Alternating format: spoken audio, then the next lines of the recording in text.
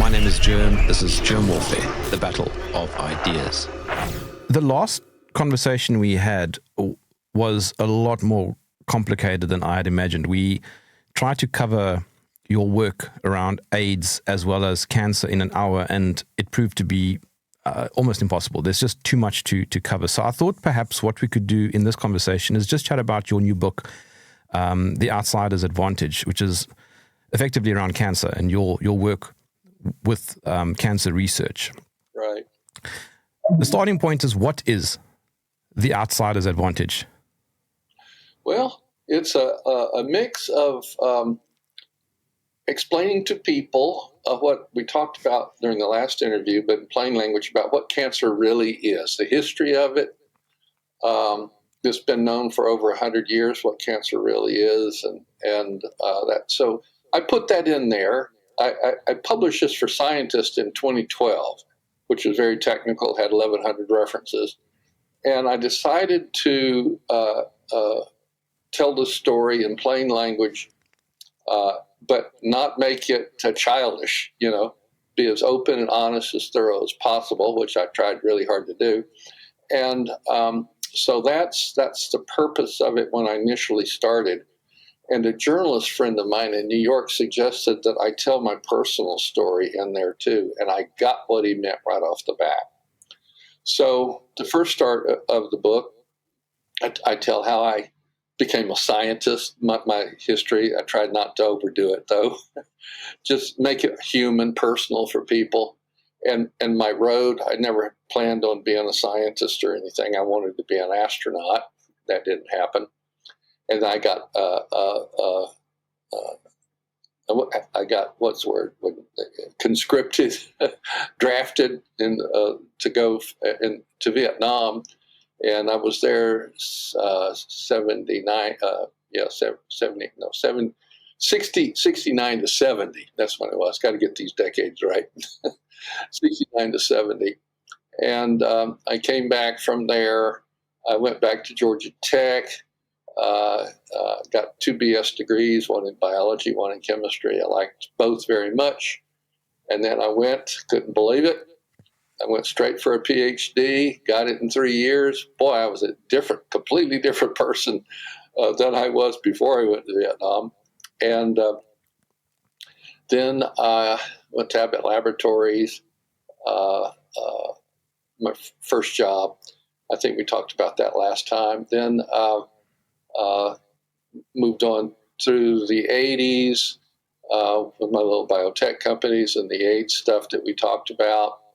And then got into 1996. I left the pharmaceutical biotech industry, joined up with Peter Duesberg at UC Berkeley, and we worked together on both AIDS and cancer for a long time. And we published a lot on both, conferences on both, and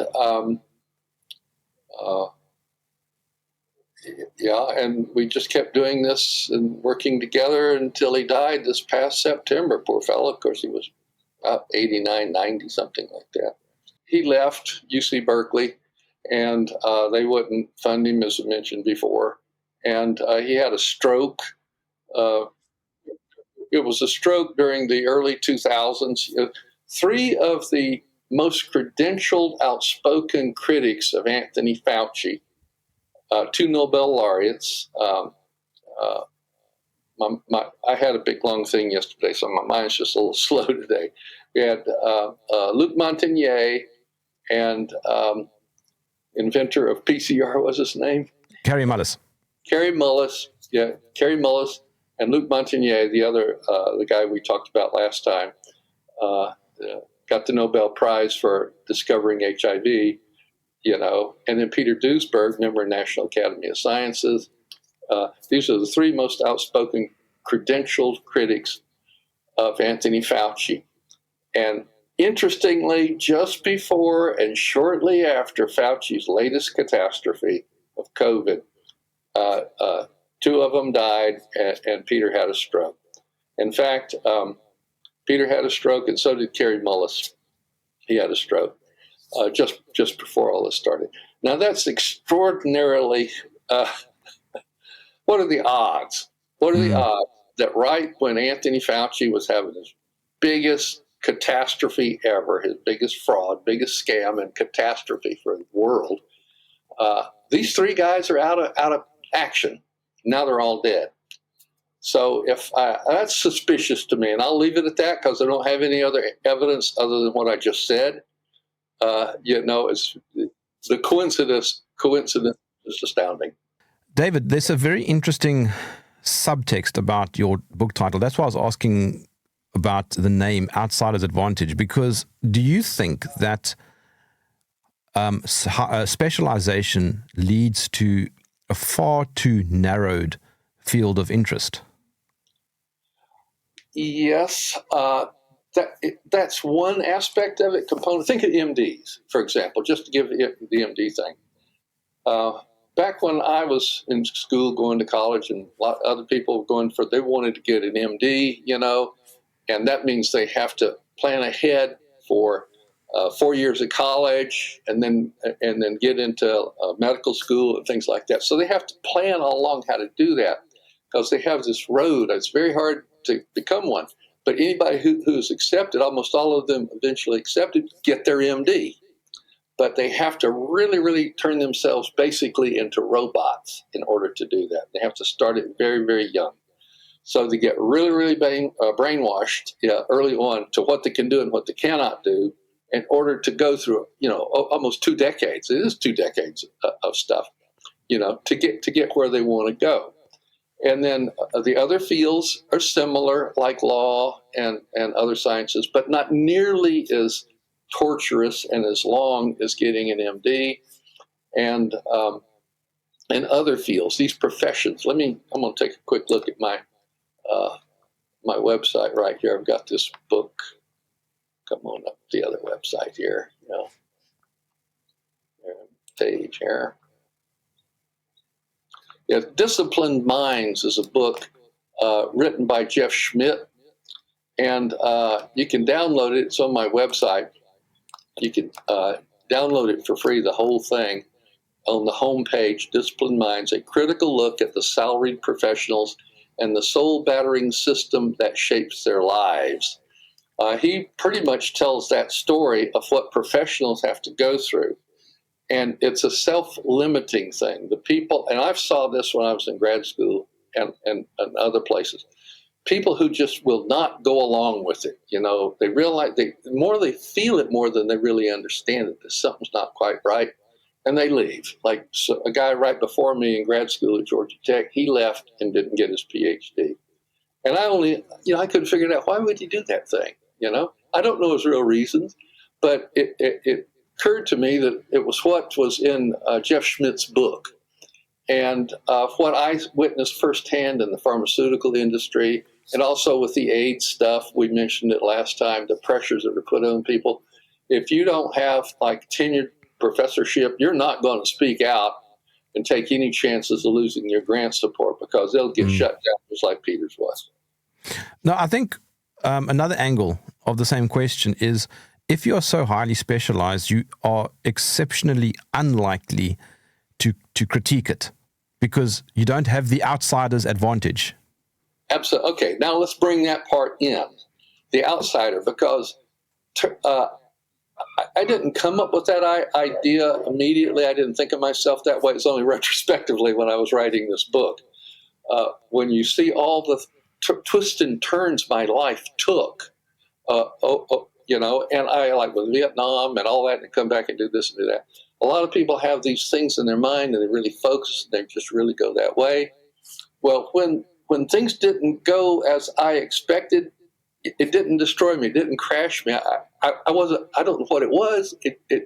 I just got on with my life, I consider myself extremely lucky that I didn't feel those pressures. And I think one reason I go back and try to analyze this is that I wanted to be an astronaut and I couldn't do it because of my eyes. And I really had my heart and soul on that since about 5 years old. And I couldn't do it. So I never really had that absolute craving, to accomplish something. And I just followed this path, this journey of my life. Vietnam, came back, went to Georgia Tech, got my job real quick. A fellow with another company who wanted me to join up with him to help him move his biotech company from Illinois to California. I did that. That worked great, had my own little business with him for 10 years in California. The collaborations with UCSF and other places worked well until I brought up the AIDS stuff. I said it didn't look like it's infectious and people wouldn't talk to me anymore. That was I was an outsider speaking from outside, and I go, boy, the key about outsiders is that you're not really entrenched. You're open, you're free to observe things, and then when something really lights your mind up, you're free to pursue it. You're not afraid. You see, you go, wow, I got to look into this. My whole life's been that way. Wow, I've got to look into this. When Peter went to Germany in 1996 for his first sabbatical, because he no longer had any more government grant money and things, as we discussed before, I went, wow, and I looked into aneuploidy, never ever thought about that before, And then that turned out, every move I took started out with something weird going on, and then I went that route, and I'm not the only one. That's total jerk. That's typical of outsiders, you see, which I think before we had all these institutions, I think we were all outsiders. Outsiders basically mean you're an individual. You don't have these constraints that are forcing you to go this way or direct you to go that way.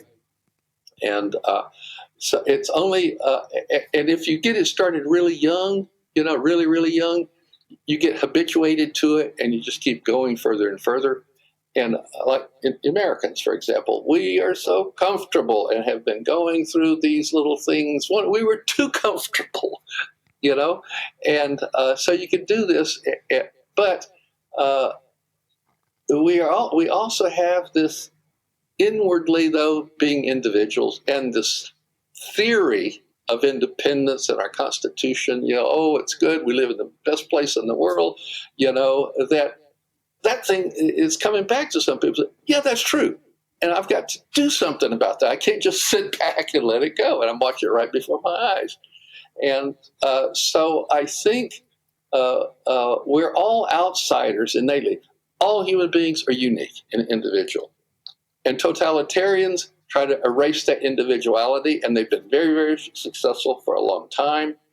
I was very lucky that I was able to not get caught in that trap early and go. And my habit's always been curiosity, and other people's habits are to go down this line, get my MD, get my PhD, go this way, buy my big house, and whatever. Everything's focused, and you just stay on that path. And that's not been my life. When did science die? Science? Science. You know what science is? Science is about asking questions. So I think it started with our species. I'm not making a joke here. It's asking questions and not knowing the answer and pursuing it, looking for the answers. And usually you're wrong. A lot of people, I hate this when they say, listen to the science, and all that. The people misconnect the idea. They think science and engineering, for example, are very similar. And engineers can productively put billions of dollars to use productively. They can build airplanes. They know what they're doing. They're like building a house or something. And it's not exceedingly creative. It's just practice, and you keep developing skills and things. And scientists work. So the engineers are almost always right. What they do, they build, it almost works. What we do almost always fails. Our answers, our pursuits, or even the direction that we're going. Scientists have more in common with artists, musicians, people like that. It's a creative thing. It's not predicted. You can't predict where you're going, what you're going to succeed in. So it's more of an art form.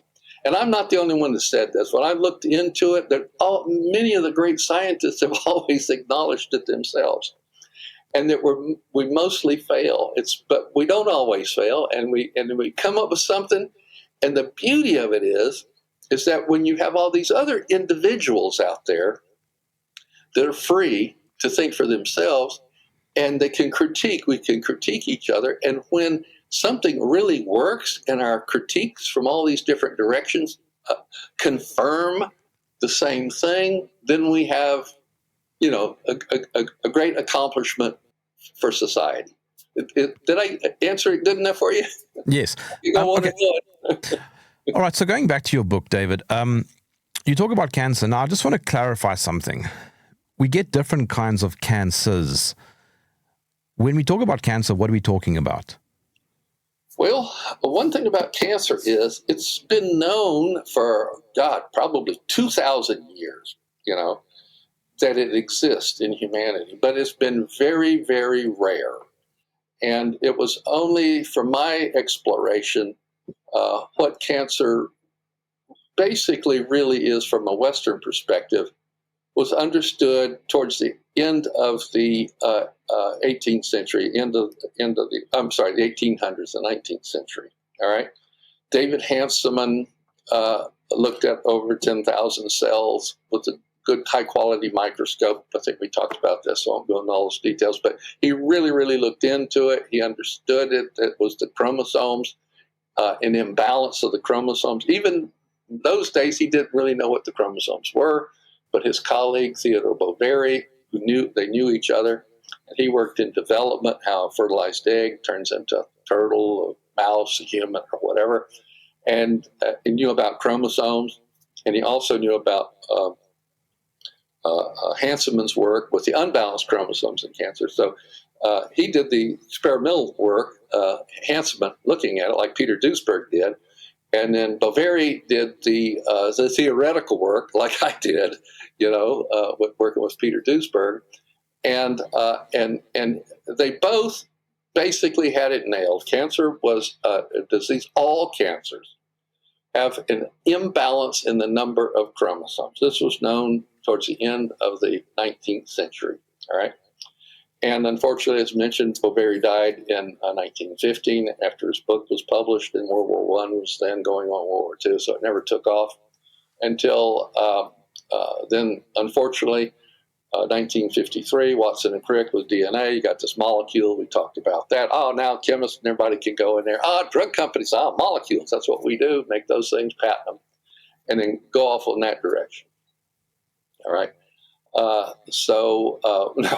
Here I am. I lost track again. Tell me. No, it's fine. I was asking what are we talking about when we talk about cancer? Yeah, cancer.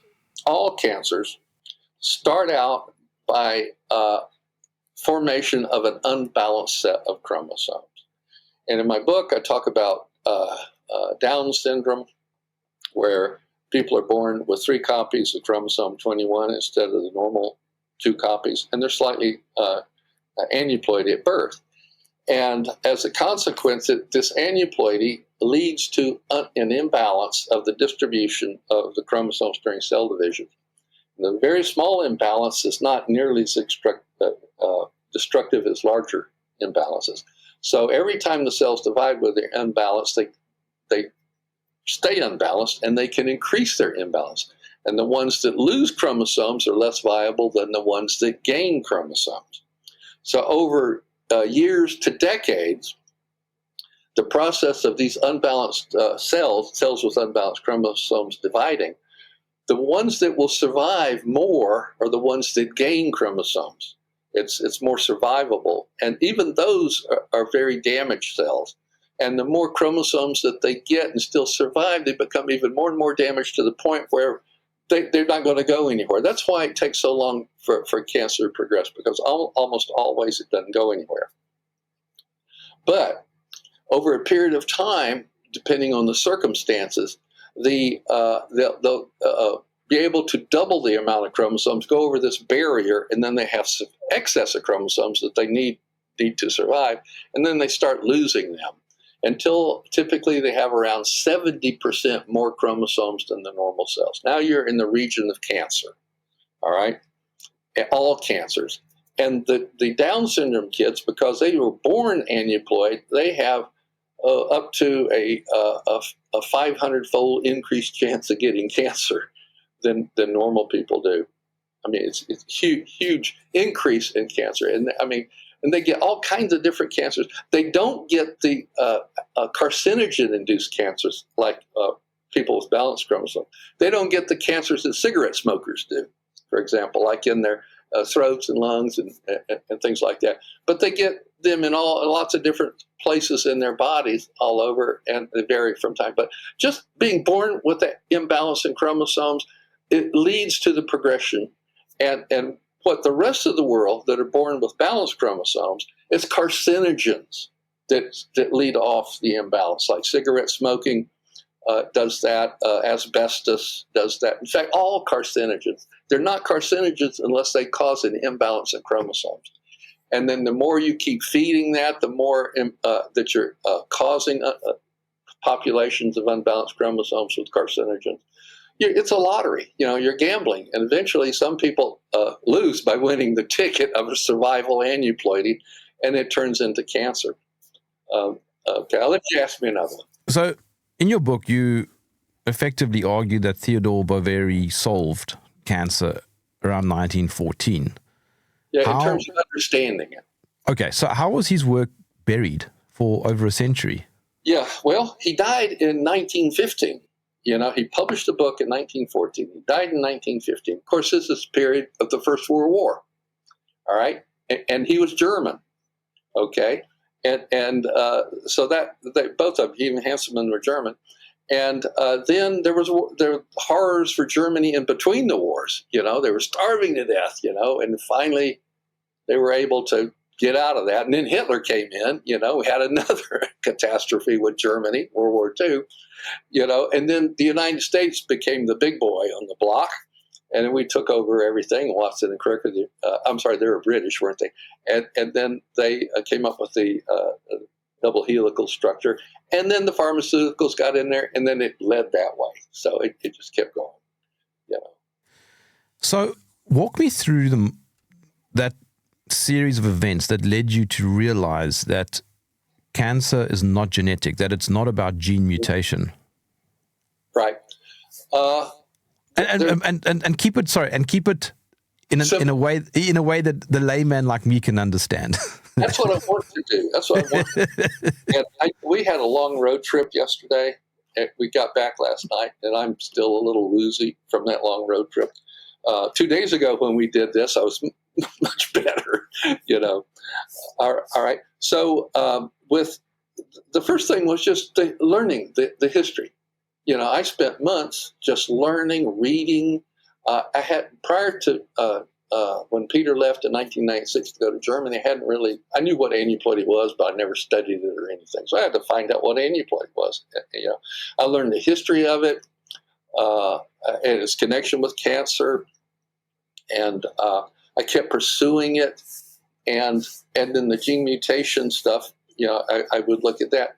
The main thing was there was no cancers. Here's where you start from. There's no cancer that is not aneuploid. That's the first thing you learn. Okay, so where in the world does aneuploid come from? All right, and so if there was such a thing as a gene mutation that causes cancer, you should have cancer before you have aneuploidy. Like some people, like the people that talk about the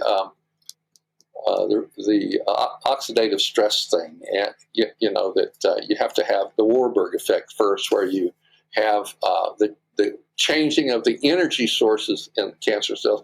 Normal human cells rely on your mitochondria as a source of energy for your whole body. Cancer cells they don't. They actually shut down the mitochondria for the most part, and they rely on fermentation. Fermentation is a process that the bacteria convert glucose into alcohol, all right? And fermentation in mammals and humans, it turns glucose into energy 200 times faster than the mitochondria, the typical source in healthy cells. But it doesn't also lead to ethanol. it leads to lactic acid, which is toxic to people. All right.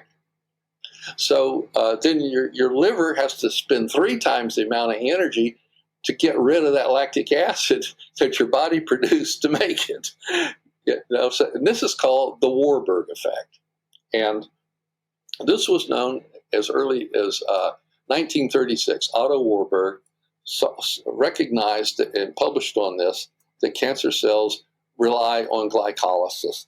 And one of the reasons that it made sense to me is that I found out about the aneuploid. You have 70% more chromosomes in cancer cells than normal cells, which means you also have 70% more of DNA, of RNA and proteins.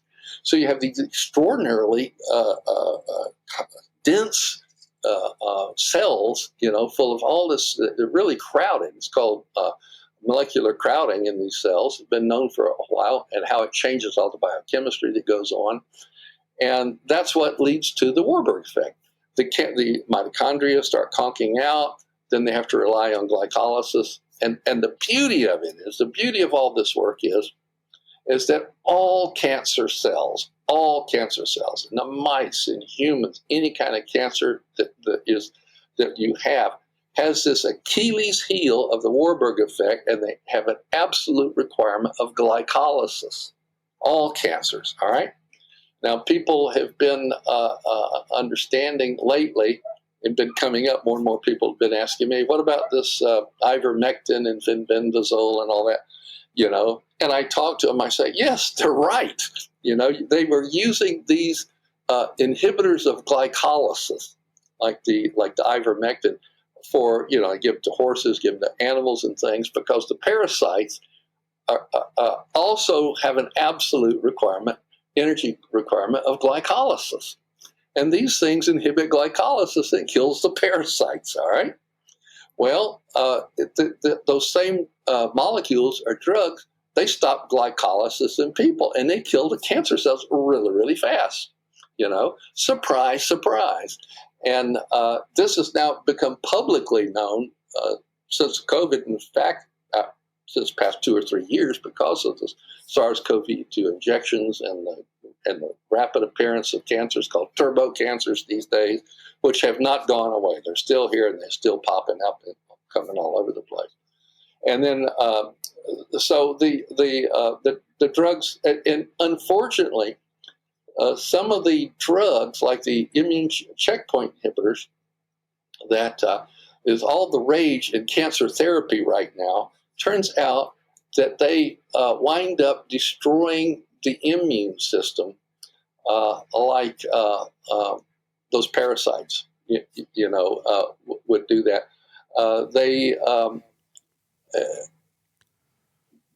They shut it down, and they wind up with the same phenomenon as this turbo cancer stuff, because your body's immune system is the best defense you have against cancer. And the immune checkpoint inhibitors shut down your immune system that fights cancer. It shuts it down. And they saw this for the first time in 2017 when they published it. They were treating cancer patients, people who had cancer, with these immune checkpoint inhibitors, which shut down your immune system to fight these cancers. And they came up with what's called hyper-progressive disease that the public calls turbo cancer.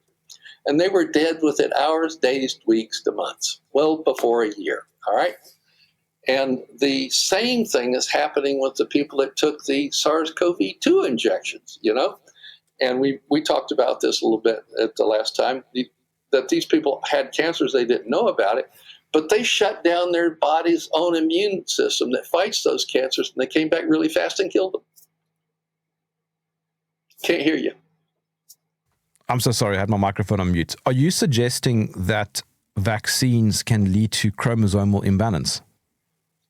Well, it's absolutely clear that the SARS-CoV-2 one does. It causes aneuploidy, and yes, they can. I don't know about other ones, but chemicals do, poisons do. Glyphosate, for example, that we're talking about, all carcinogens cause aneuploidy. So the CDC have been saying that there's an increase, and they're predicting an increase in cancer over the next 10 to 15 years. All right, so if we reverse that and go backwards, was there a time when there was zero to very little cancer? You said it's been around about 2,000 years or whatever, and you said it was rare.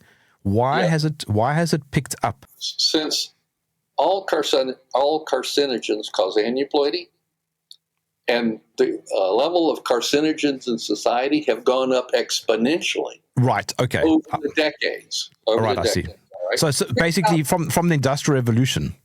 Yeah, from the Industrial Revolution, right? I mean, Britain, they had these kids that would go down chimney sweeps, go down in there. They had certain types of cancer. This is known back in the 1700s, 1700s, whatever. And other people, they had specific cancers that they linked it with the profession.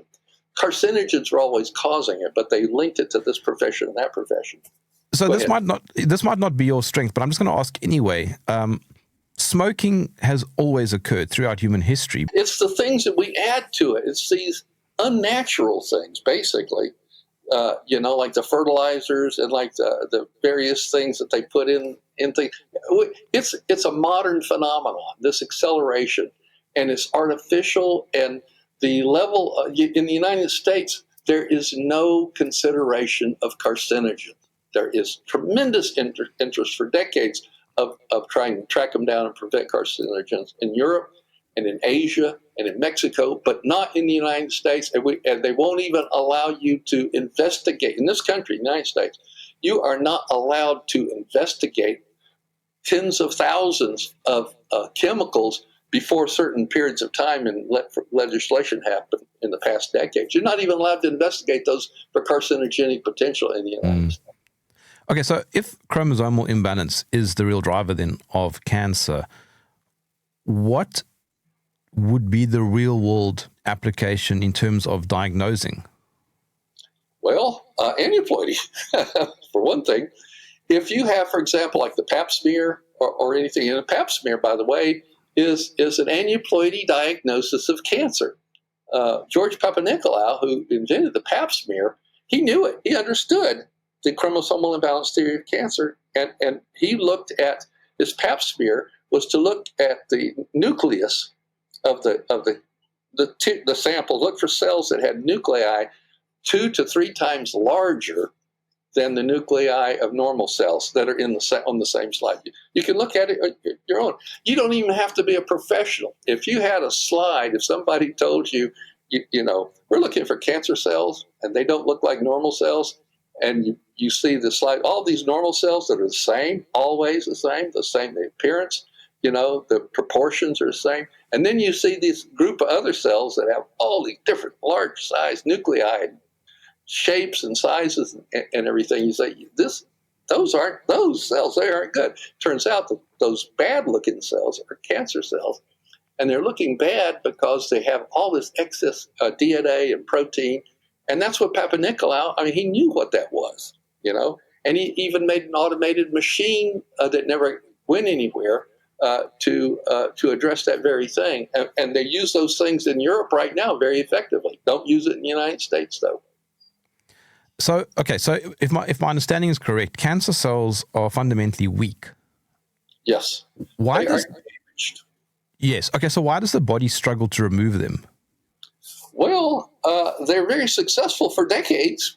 And I think, we probably all have cancer cells because cosmic radiation, carcinogens, they're making these aneuploid cells, and these aneuploid cells they're very wimpy. They really haven't, most of them die spontaneously. Even in a lethal tumor, most of those cells are dying on their own, even if you don't do anything. That's how damaged they are.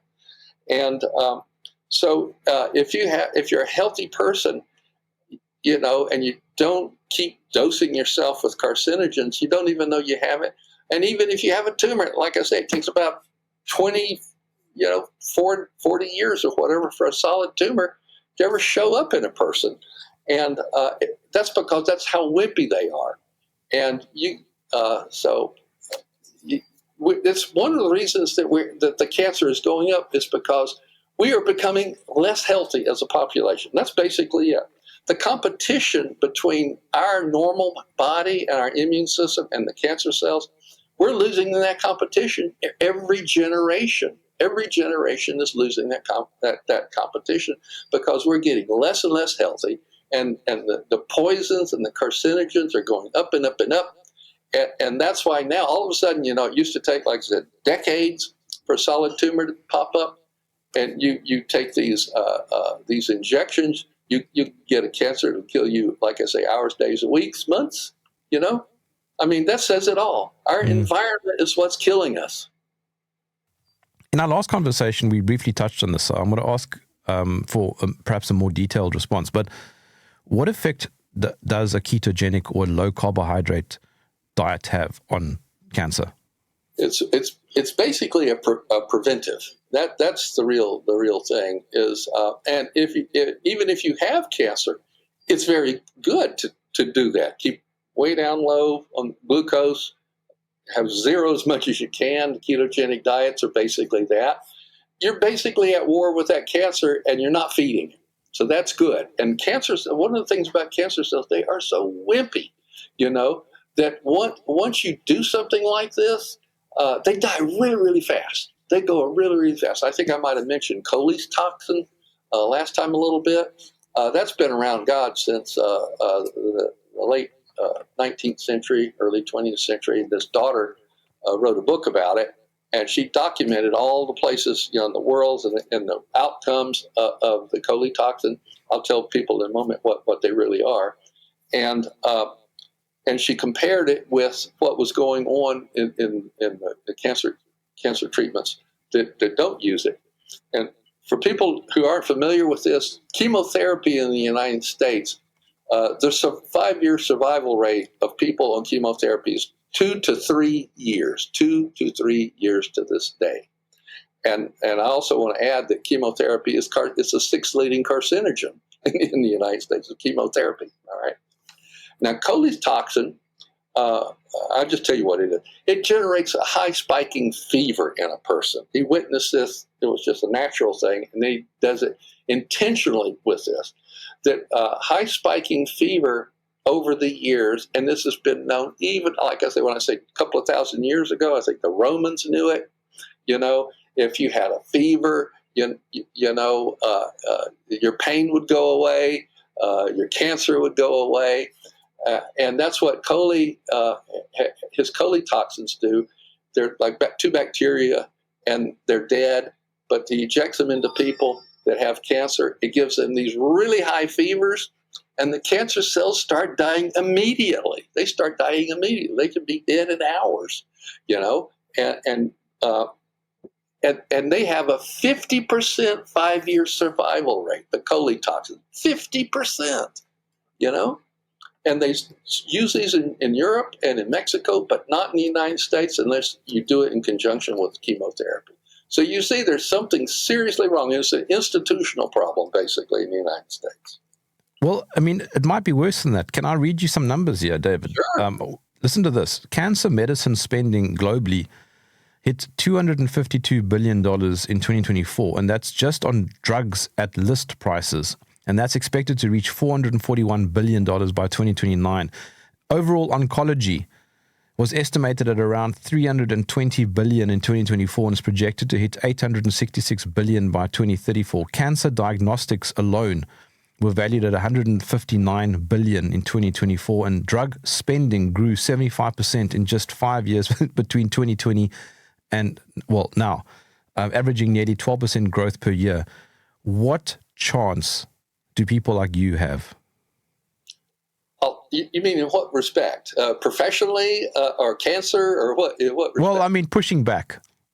Oh, pushing back. Well, a pretty good chance now, because we're talking about it publicly right now, and I've been talking about it now ever since COVID. COVID has been a blessing globally in one sense. It's been a nightmare, a horror, but ever since February of 2020, when John Lauritsen called me to get into this battle, I've been in it continuously since then. Started out slow, but now it's accelerating. I do so many Zoom calls. I wish I had $1 for every Zoom thing I do now. I don't get paid for any of this.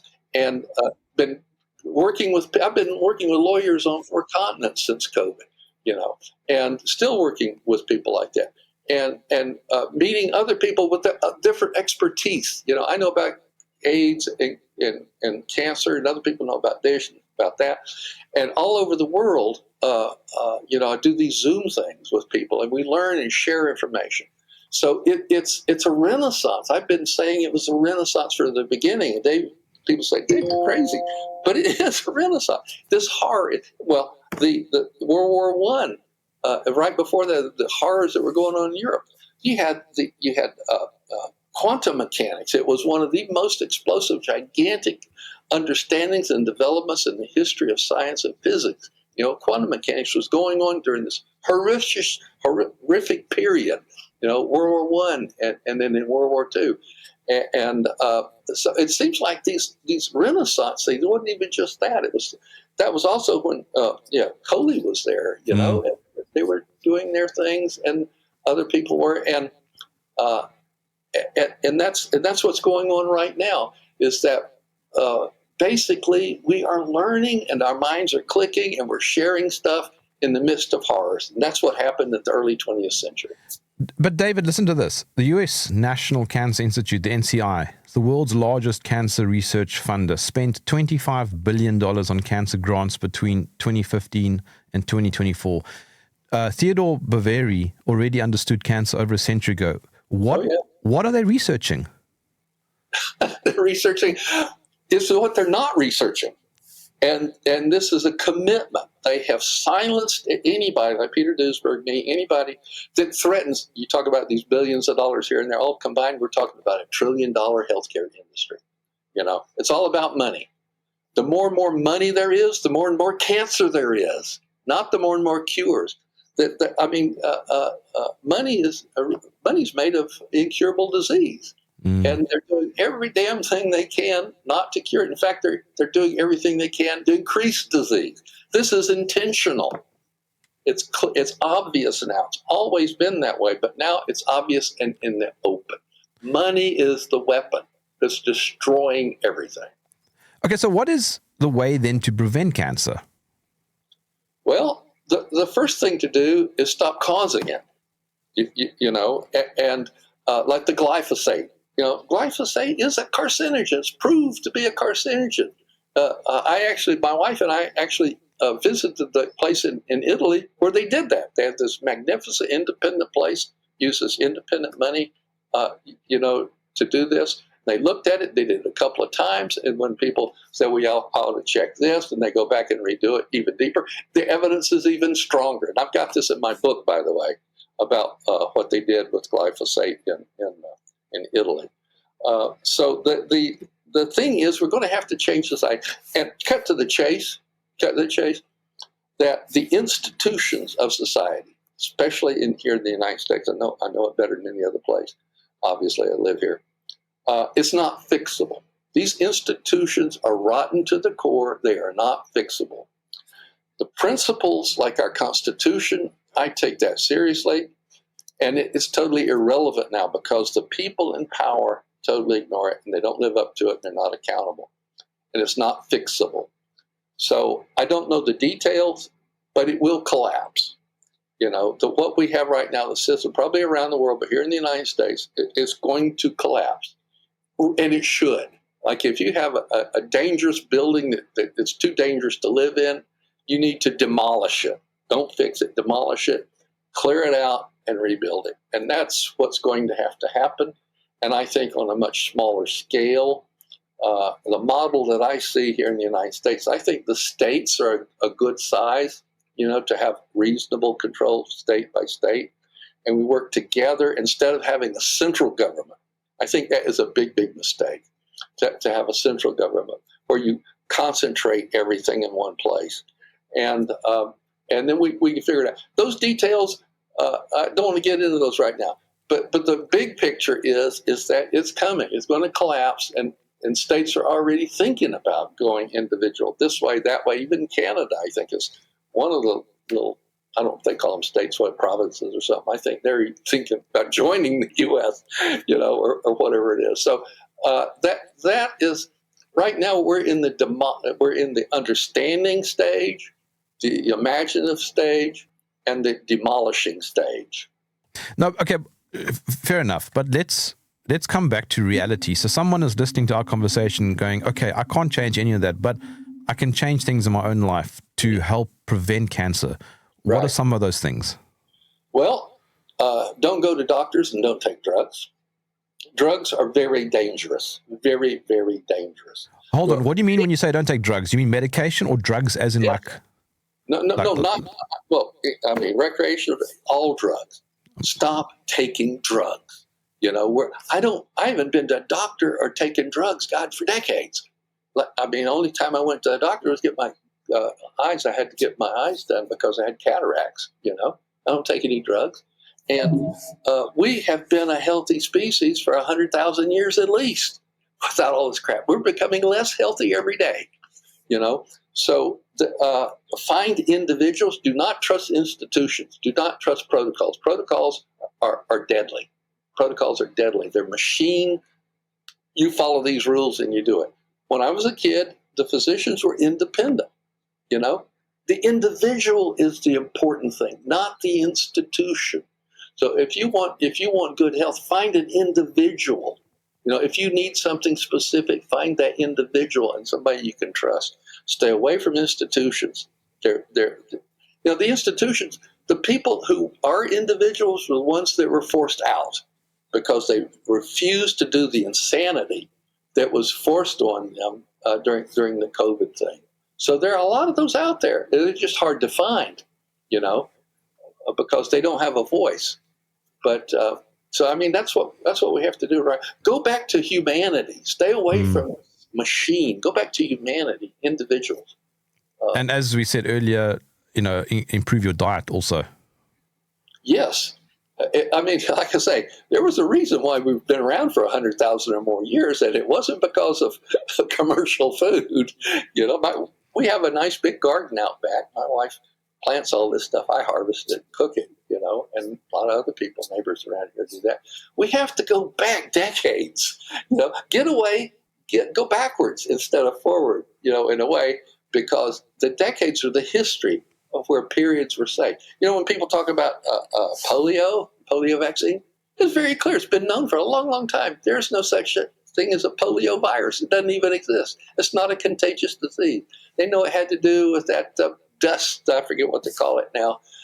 They were spewing all over people, you know, to disinfect things, you know, and it was very, very toxic, neurotoxic, and it caused polio. It wasn't a virus. You know, this program that we're in now was started a long, long time ago. Now it's industrialized. It's trillions of dollars bigger. Are you quite optimistic?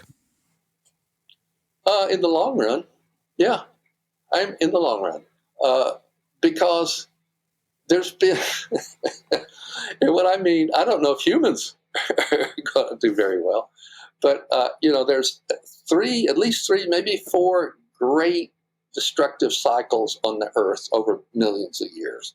You know, the dinosaurs and all these other things that go away, wipe out, you know, like 99% of the species, and it'd take about 100 million years or whatever, and they'd start coming back again.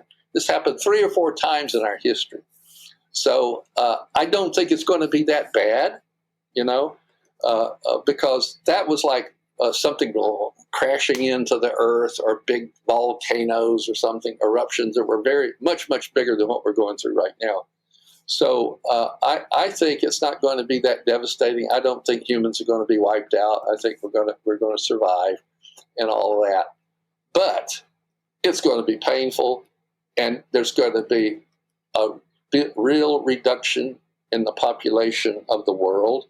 I don't think it's going to be anywhere nearly as much as the people in charge. They want the population reduced down to about 300 to 500 million people, you know. And we're, 8 billion right now? I don't think it's good. There's going to be millions, tens of millions, probably hundreds of millions of people that are going to die. There's the SARS-CoV-2 injections are already conservatively, but clearly documented to have killed about 20 million people. 20 million people, right? Okay, and that's just those injections, probably much worse. I mean, the cancers, since COVID, since the injections, cancer, but prior to that was the third leading cause of death in the United States. Since the injections, it is the second leading cause of death in the United States. Wow. Yeah, and it's people now. That's the big issue right now. People are dying of cancer in this country at alarming rates. I mean, in fact, our population life expectancy, or the average population numbers, are going down in the United States. I've got a friend whose father, in end of December, beginning of January this year, was diagnosed with bone marrow cancer. Mm-hmm. And they said he had about 6 to 12 months left to live. And he doesn't trust the system at all. And what did he do? He went onto a carnivorous diet, eating only meat. He ignored the advice from the doctors, and he took some ivermectin. Well, he's now at home, and he's almost back to normal, and his cancer is now apparently in remission. Now, I've got an ethical question to ask you. Should the doctor be saying you have 6 to 12 months left to live? Of course not. But that was an institutional doctor. That was like when we started this conversation. That's one of those people that devoted their whole life to their career, going up, decades to do that, and then try to save it. And basically, they've turned into robot. If I want to keep this, I have to really stay between the lines and don't go outside those lines, And then there's those people who go outside the lines, and they're the hope, So that guy did the ivermectin. That was the hope, you see. Well, the good news is that he's now normal. He's living a normal life again. Yes. It's that easy. Don't you think? Isn't that a shocker? We're facing shockers left and right, and they're going to keep coming. The shockers about how many people are dying from the injections, and the shockers of the rapid increase in cancer over time. And then the shocker of this person taking something so simple, is understood for a century, almost, with the Warburg effect, about the glycolysis business, and then it works. The problem, David, though, is when somebody is told that they've got cancer, it's basically like being given a death sentence. Of course. And I think it probably adds to your own demise, because that stress is highly destructive. Yeah, you're absolutely right. There's no dispute, about that. And that's all part of the game. It's not just the drugs. It's the mental thing. You don't have any chances. Every aspect of it is a weapon to put you in the grave. Once you see that, it takes a long time for people to realize the intentionality of all of this, you see. But then so forget about what people tell you. Look at what you see right before your eyes. This guy took ivermectin and now he's good. Use your eyes and your brain. And he also ate only meat, just to be clear. Meat's good for you. So no sugar. No sugar. Stay away from glucose, that's for sure. Sucrose. Forget all that, So, yes, diet. Think of it, it's a multi-thing. Your psychological thing, diet, independence, having a free mind, to make your own decisions. And don't get brainwashed or don't get intimidated and forced this way and that way. Be independent, be an outsider. This is a time for the outsiders. We are right now in the midst of the outsiders era, but it's also a liberating thing, you see. It's liberating, like that story you just told. Don't you think that's liberating? Yes. It liberates your soul. It liberates your mind. It liberates your heart. So that's war, man. I swear, honest God, that's war. War is basically the psychological aspect is the biggest weapon, and that's why we have to change that psychology. and free ourselves. Do not be part of it. Do not accept it. Do not accept any aspect of it. All right, David, I'd like to have a discussion with you again, but this time now only around HIV and AIDS, since it was highly compressed in that previous conversation. I'll chat to you after we've recorded about that. But for now, how can I get your book? Well, you can go to my website. It's on the cover, the homepage, and you click on the publisher down at the bottom. You'll see the picture of my book. It's The Outsider, Personal Odyssey. Yes. Your website is? My website's davidrasnick.com. That's my name, David Rasnick, RASNICK.com. And it's available at Trying Day. That's the publisher. And if you go to Amazon takes off about, reduces the price really, really low. That's what you normally do when they're not selling. But when Amazon, I've learned this from the publisher and other people, when they want a really important book that's politically not acceptable, they really go down on the price for some strange reason. I think to starve the publisher of money. So go to the publisher, Trying Day, you click on it, it takes you a link. It says available Trying Day. Click on that, it takes you a link. You can go there and get it from those folks. And there's also reviews and things on my website of the book. David Rasnick, you are a godsend. God bless you, my friend. Thank you so much for joining me in the trenches. You are too, man. You're a warrior. You're doing your thing, and I really appreciate it.